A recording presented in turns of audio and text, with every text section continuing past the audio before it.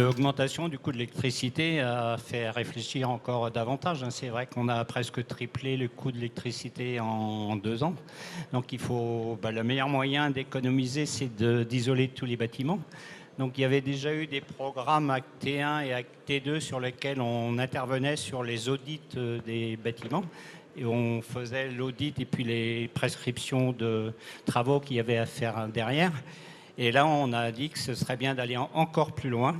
Donc, c'est-à-dire d'accompagner financièrement les communes sur la rénovation des bâtiments. Que les communes aussi, les consommations d'énergie, il y en a qui ont vu leur coût d'énergie doubler, voire même tripler. Ça a été un gros coût pour les budgets.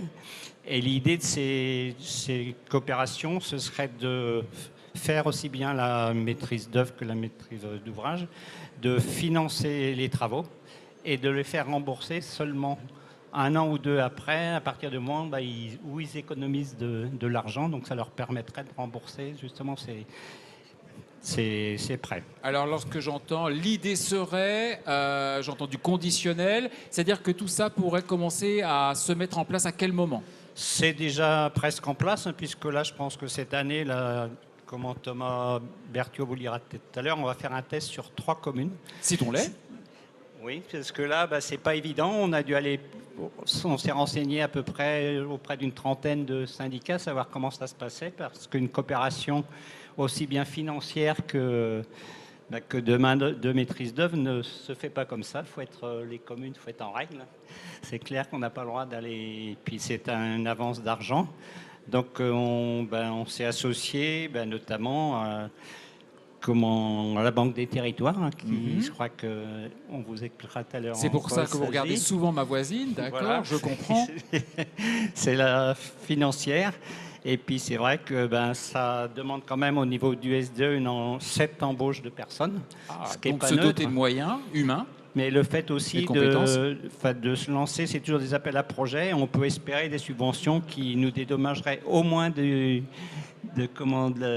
la main-d'œuvre mise à disposition. C'est quand même ça qu'on peut espérer.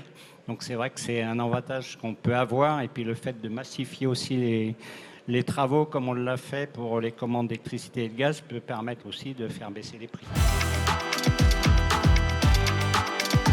La première chose, c'est de connaître parfaitement son patrimoine. Et quand on dit connaître parfaitement son patrimoine, c'est sous l'angle énergétique.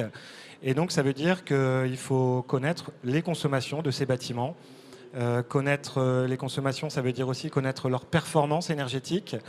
Et donc, tout ce travail amont est effectué justement par les conseillers en énergie partagée. Donc, du diagnostic ? Alors, est-ce que vous appelez ça comment ? Voilà. On appelle ça le service conseil en énergie partagée. Donc, c'est la mission de base qui consiste à suivre les consommations d'énergie pour le compte des communes, des petites et moyennes communes. Et encore une fois, de leur permettre de prioriser les bâtiments sur lesquels il faut intervenir. Alors justement, à vos yeux, en dehors de la rénovation, est-ce qu'il y a d'autres exemples d'actions que vous pouvez nous donner et qui engendrent aussi des économies d'énergie ? Alors oui, il y a énormément d'actions, effectivement, avant de passer à la rénovation énergétique qui permettent de faire des économies d'énergie. Je vais vous donner un exemple très concret dans les actions qui sont proposées par les conseillers en énergie partagée. C'est ce qu'on appelle la tournée régulation. Le principe, c'est qu'on va faire le tour de tous les bâtiments d'une commune et on va s'attarder sur les organes de régulation et de programmation de chauffage. Et on va s'assurer que le bâtiment est chauffé au bon moment et à la bonne température.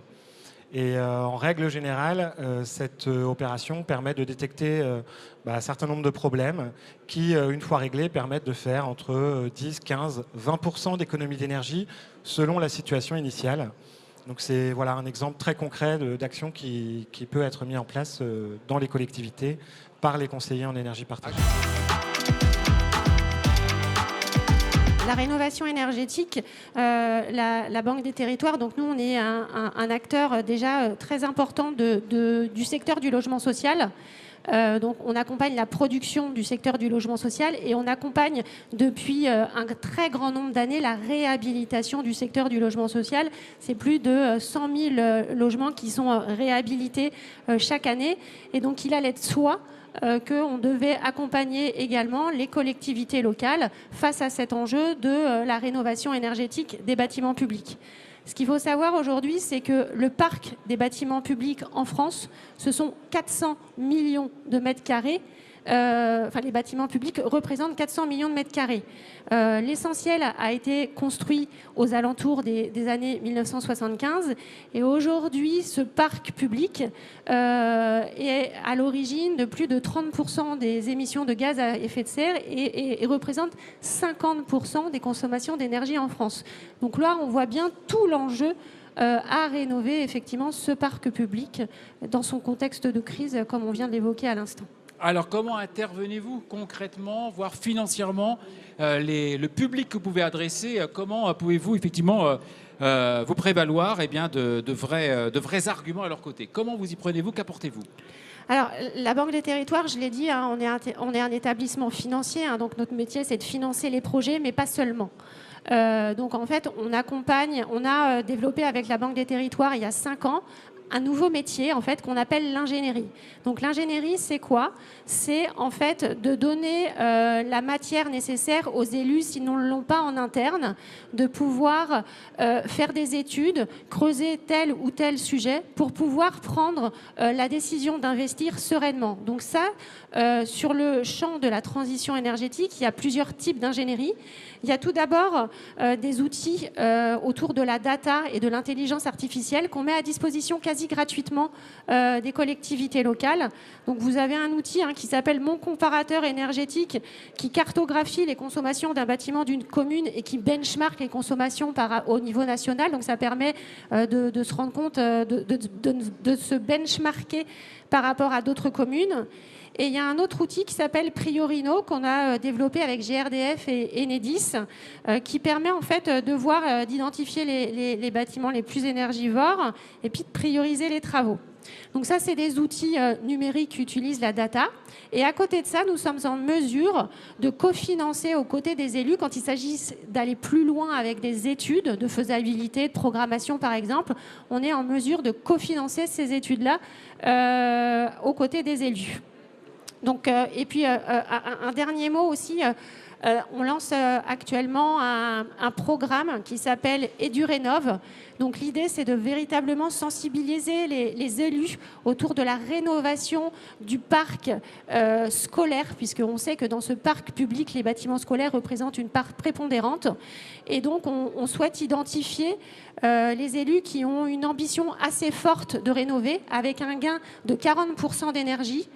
Et ces projets-là, on pourra les accompagner avec de l'ingénierie et derrière avec des financements adaptés. L'objectif du SDE35 est d'essayer d'apporter une complémentarité avec des ingénieries et des outils existants, notamment les conseillers en énergie partagée ou les outils proposés par la Banque des Territoires. En fait, on a constaté que dans le cas de projets de conseil que fait les CEP, les collectivités sont confrontées à 3 difficultés. Des difficultés de temps, de consacrer des travaux, des petits travaux, notamment les équipements de chauffage, de relamping, mais également des difficultés d'ingénierie technique, c'est-à-dire que certaines collectivités ne sont pas armées techniquement en interne pour mener à bien certains projets.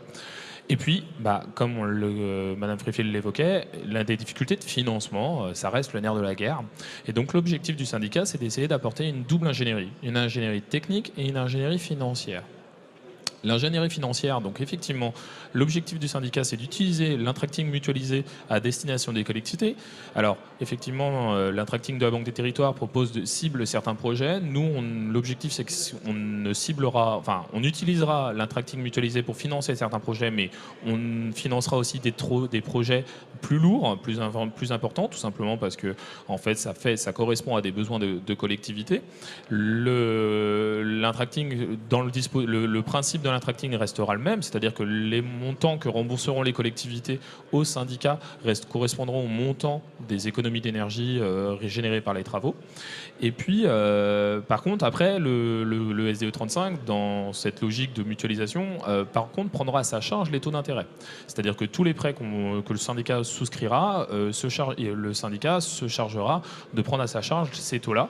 Donc résultat, pour la collectivité, c'est presque un prêt à taux zéro, si on pourrait presque que dire ça dans les termes, parce qu'au final, et c'est presque une opération blanche, parce qu'elle fait une économie de budget de fonctionnement, c'est-à-dire avec des économies d'énergie, et elle ne répercute ça sur un budget d'investissement.